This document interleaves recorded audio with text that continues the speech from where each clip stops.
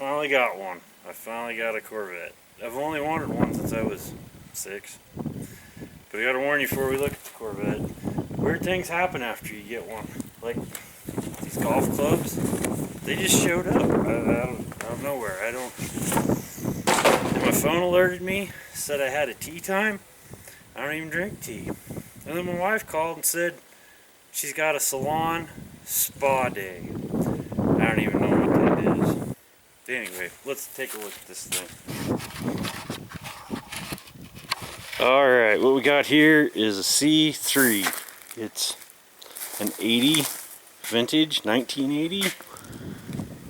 And it's got some good stuff about it, and it's got some bad stuff about it. And I think we'll probably start with the worst of it. So back, I don't know, late 90s, early 2000s, somebody was going through their Corvette parts catalog and they saw some door panels in there, and they thought to themselves, well, I just gotta get those door panels. I gotta have them.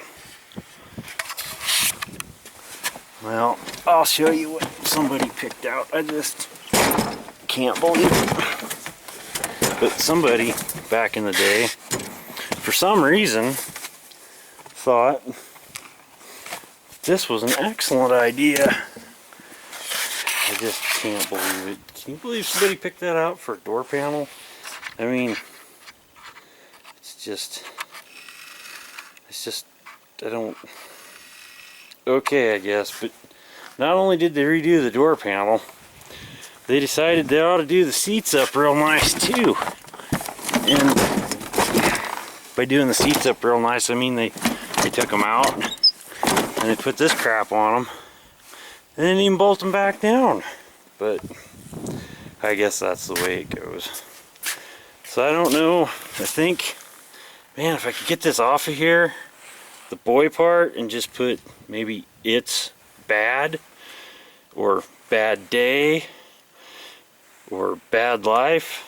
Which reminds me, I haven't come up with a single midlife crisis joke yet, so if you guys got midlife crisis jokes, put them in the comments. Now, some of the good stuff.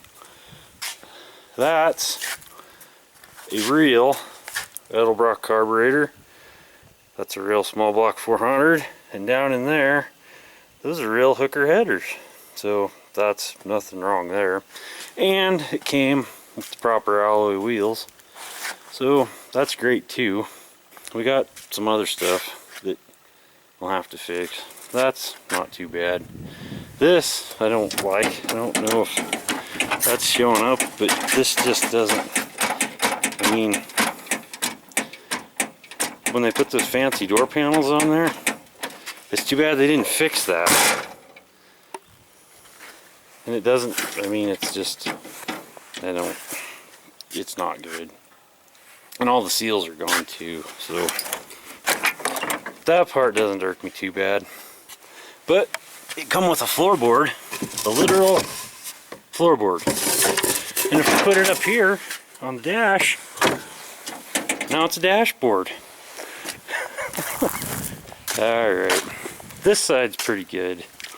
You know, the body's pretty straight on this side. So the paint's not perfect, but it's the cheapest running driving Corvette I've ever seen. Now, let me get this seat out of here that's not bolted down, and I'll show you where the project's gonna start. Alright, got the seat out, and I don't know if this is showing up on camera, but it looks like this car started out white and then was red. So this may have been Cyrus's Corvette, and then it was black.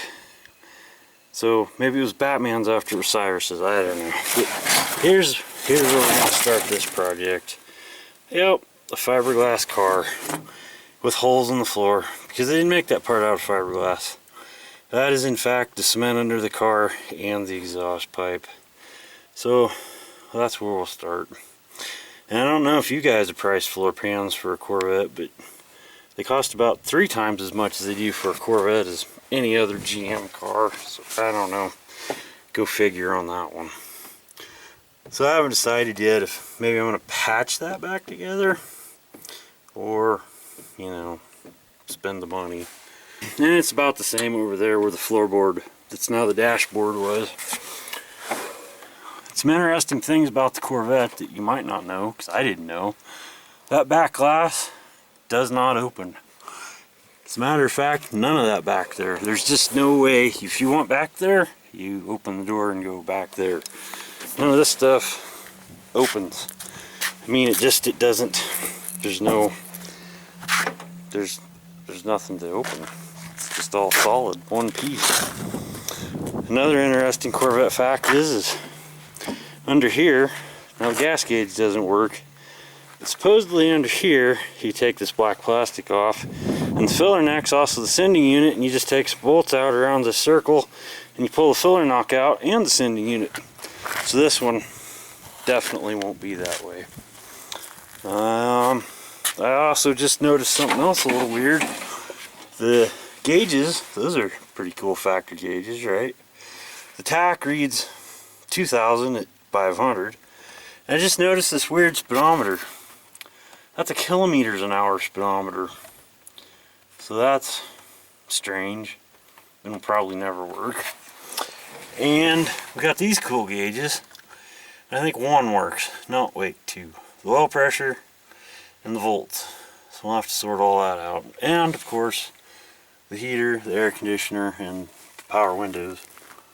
You got to get them working. I mean, we can leave that one alone. That's the passenger one. You don't get cheeseburgers over there. But this one, we got to get this working. I mean, you got to hit the drive-through up. Otherwise, this ain't even worth driving, right? What else? That's about it. That's where we're going to start. So check back and maybe there'll be progress made on this. Thanks for watching. I guess we should probably start this up so you guys can hear it run. That would be nice. You'd probably like to hear that, right?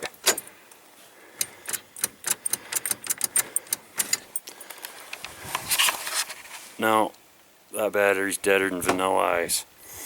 Maybe next time.